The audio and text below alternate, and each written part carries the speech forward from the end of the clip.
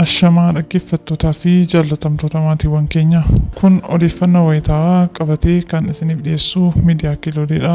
Hamma dhumaatti nu waliin ta'aa affeerraa keenya. Siyaasa dulloomee qabachuun nageenya uummatichaa booressuuf yaaduun hin danda'amu. Mootummaa ce'umsaa gaafachuun hiree uummanni keenya barootaaf qabsaa'ee argatetti qoosuudha. Mootummaa dhiigaa fi lafee Oromootiin gad dhaabbatee diiguuf mootummaa ce'umsaa gaafachuun aarsaa uummatni waggoota 150f bilisummaa isaa gonfachuuf kaffaletti qoosuu fi kabaja saba guddaa kanaa xiqqeessuudha.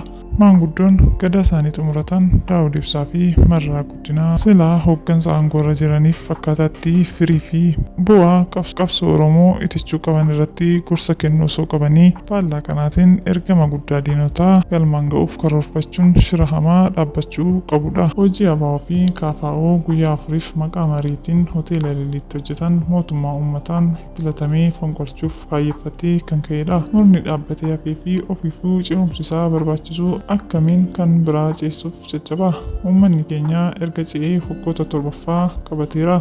Haa ta'uutii garuu gocha farrummaa maqaa mootummaa ce'umsaatiin bu'aa qabsoo uummata Oromoo duubatti deebisuuf daba hojjetamaa jiru irratti dammaquun tokkummaan fashaleessuun baay'ee murteessaadha. Yeroo diinonni keenya kaleessaa hiree nu harka galee nu harkaa baasuuf bitaaf mirgaa hamuummachaa jiranitti shira umurii sooromaatti jaarolee bara Minilik irraa dhaabbatanii hafanii mootummaa fi uummata keenya irratti xiyyeeffatee dura dhaabbachuu fi maraatummaa isaanii kana dhaabsuun dirqama Oromummaati. Egaa kabajamtootaa fi dhaggeeffattoota keenya qophii qabannee jirru asumaan golumnaa yeroo dansaa qabaadhaa.